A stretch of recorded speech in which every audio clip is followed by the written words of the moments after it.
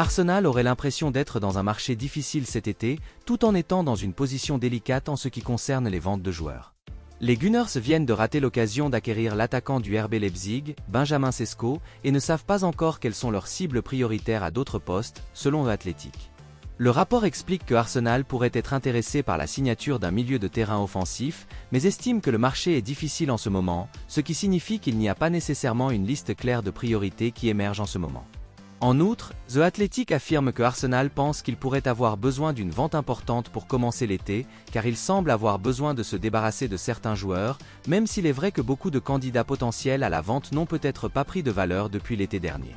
Ce n'est certainement pas facile pour Arsenal lorsque les clubs savent qu'ils ont besoin de vendre et qu'il est assez évident que des membres de leur effectif pourraient être disponibles. Des noms comme Emile Smith-Rowe, Aaron Ramsdale, Kieran Tierney, Albert Sambi-Lokonga et Nuno Tavares viennent à l'esprit, mais les Londoniens risquent d'avoir du mal à obtenir des prix élevés pour eux. Emile Smith-Rowe et Aaron Ramsdale n'ont pratiquement pas joué dans l'équipe de Mikel Arteta depuis un certain temps, ce qui fait que les clubs ne se risqueront pas à faire de gros investissements dans ces joueurs, tandis que Kieran Tierney, Albert Sambi-Lokonga et Nuno Tavares n'ont pas vraiment impressionné lors de leur prêt. Cet été s'annonce très important pour Arsenal, qui est passé tout près de remporter la Premier League en 2023-2024, en menant la course au titre jusqu'à la dernière journée de la saison, avant que Manchester City ne s'accroche et ne termine avec 2 points d'avance sur ses rivaux pour remporter le trophée. Les bons recrutements, aidés par les bonnes ventes, pourraient suffire à combler ce mince écart la saison prochaine. L'ancien manager de Brighton, Roberto De Zerbi, se serait rapproché du poste de Marseillais, mais a refusé de remplacer Erik ten Hag à la tête de Manchester United. C'est ce que affirme le journaliste Santi Aouna via son compte officiel sur X. Roberto De Zerbi aurait refusé de prendre la direction de Manchester United cet été. Cela fait suite à la nouvelle que Erik ten Hag restera à Old Trafford, Fabrizio Romano ayant déclaré à Court Offside hier que Marco Silva, le manager de Fulham, avait également été discuté en interne par les Red Devils. Il semblerait désormais que Roberto De Zerbi ait également été en lice, selon le journaliste français. Santi Aouna a posté: Roberto De Zerbi réclamait environ 10 millions d'euros par an au club intéressé. De Zerbi a refusé une offre de Manchester United. L'Italien a revu ses exigences financières à la baisse pour rejoindre l'EM. Les Olympiens ont eux aussi réalisé d'importants efforts. Dossier en voie de finalisation. Accord sur un contrat de 3 ans. Roberto De Zerbi a fait un travail impressionnant à Brighton et on s'attendait à ce qu'il suscite l'intérêt des clubs de l'élite lorsqu'il quitterait les Cigules cet été. De nombreux fans de Manchester United auraient certainement été ravis de voir le tacticien italien prendre la relève d'Erik ten Hag après la piètre forme de l'équipe sous la houlette du Néerlandais pendant une grande partie de la saison dernière, même si l'équipe a terminé en beauté en remportant la finale de la FA Cup contre Manchester City. Il est un peu surprenant que Roberto De Zerbi ne soit pas en lice pour un poste plus important que celui de l'Olympique de Marseille, mais il sera certainement intéressant de voir ce qu'il peut faire avec le club de Ligue 1, qui a le potentiel d'être un concurrent du Paris Saint-Germain. On ne sait pas exactement pourquoi Roberto De Zerbi n'a pas aimé le poste à Manchester United, mais il serait peut-être un peu inquiétant de ne pas réussir à attirer quelqu'un comme lui, et de devoir peut-être s'en tenir à Erik ten Hag en dernier recours, après avoir passé quelques semaines à sonder d'autres candidats sans succès. Manchester United envisagerait le transfert du milieu de terrain du Bayern Munich Leon Goretzka pour un montant de 40 millions d'euros cet été, afin de trouver un partenaire expérimenté pour le prodige Kobbie Mainoo dans ce secteur de l'équipe. Leon Goretzka devrait être disponible cet été et Manchester United l'estimerait à environ 40 millions d'euros pour remplacer Casemiro dans l'entrejeu, selon Football Transfer. L'international allemand a connu une belle carrière au Bayern Munich, mais il pourrait maintenant chercher un nouveau défi, et il serait certainement intriguant de le voir en Premier League avant que sa carrière ne s'achève. On imagine qu'il y aura une longue liste de milieux de terrain de haut niveau liés à Manchester United cet été, mais Leon Goretzka semble être une opportunité intéressante. Certains fans se demanderont si Manchester United devrait choisir un joueur qui aura 30 ans la saison prochaine, après avoir vu le niveau de Casemiro chuter rapidement après une première saison solide à Old Trafford suivie d'une deuxième campagne absolument désastreuse. Leon Goretzka pourrait s'en sortir mieux, bien sûr, mais c'est un risque avec des joueurs à ce stade de leur carrière, même si l'on peut comprendre la tentation de donner à Kobbie Mainoo une tête expérimentée pour jouer à ses côtés et l'aider à développer son jeu dans les années à venir. Les Red Devils feraient peut-être mieux d'examiner leurs options et de voir s'ils peuvent recruter davantage dans la tranche d'âge des 25 à 27 ans, afin qu'ils soient davantage dans leurs meilleures années, plutôt que de les voir s'achever. Si Leon Goretzka est disponible cet été, on peut imaginer que d'autres clubs s'intéresseront à lui dans un avenir proche, 40 millions d'euros pouvant être un excellent prix à payer pour un joueur de son calibre. Fulham a rejeté une deuxième offre du Bayern Munich pour le milieu de terrain Joao Palhinha, selon certaines informations. João Palhinha est devenu un joueur clé sous Marco Silva depuis son arrivée du Sporting CP à l'été 2022.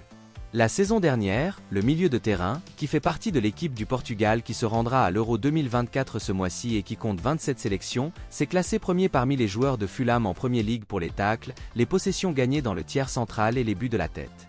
La nature agressive de João Palhinha peut parfois l'amener à marcher sur la corde raide, mais il a été remarquablement capable d'éviter un carton rouge tout au long de la campagne, malgré 13 cartons jaunes, un record en championnat. Le Bayern Munich a tenté de recruter João Palhinha l'été dernier, mais n'y est pas parvenu. Cependant, selon un rapport de Talksport, les Bavarois sont revenus à la charge.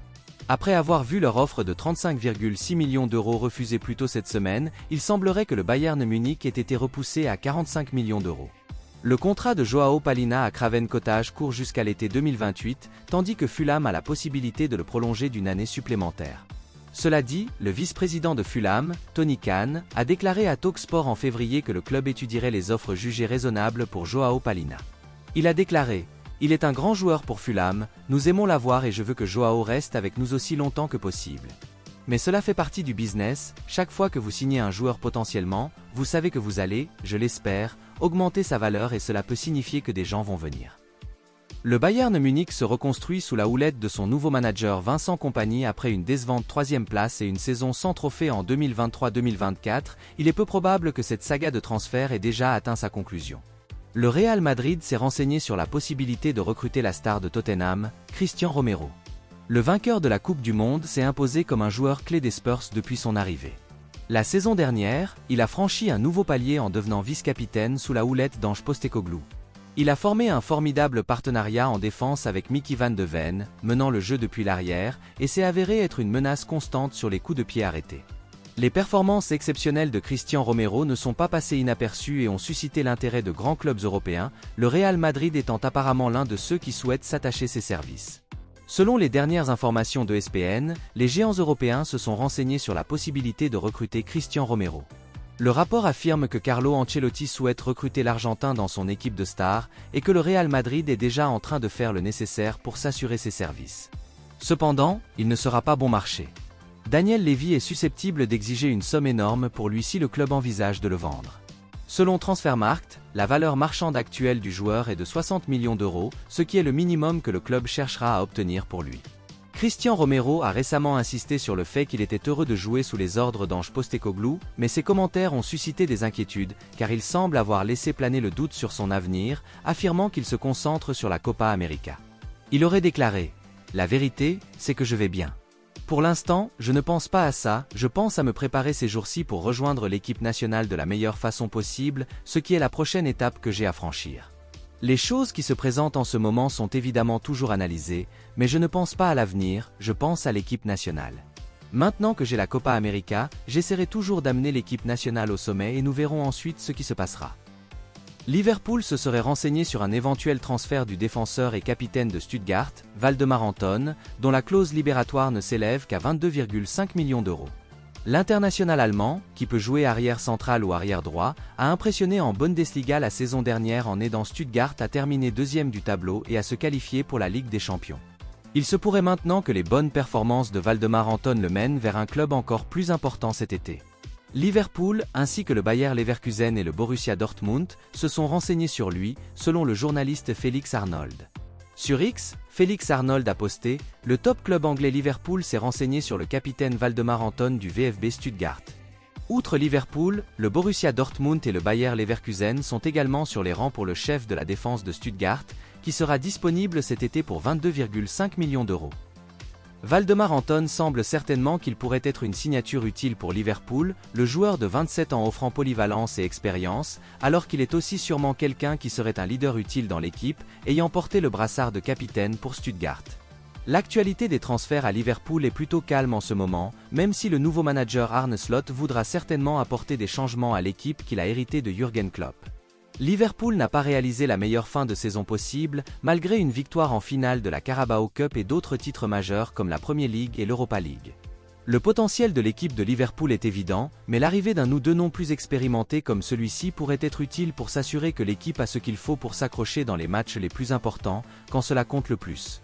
En outre, la capacité de Waldemar Anton à occuper aussi bien le poste de défenseur central que celui d'arrière droit permettra à Virgil van Dijk de bénéficier d'un peu plus de repos la saison prochaine, tandis que Trent Alexander-Arnold pourra évoluer au milieu de terrain de temps à autre, si Arne Slot décide d'essayer l'international anglais dans un rôle plus avancé et d'essayer un autre style d'arrière droit.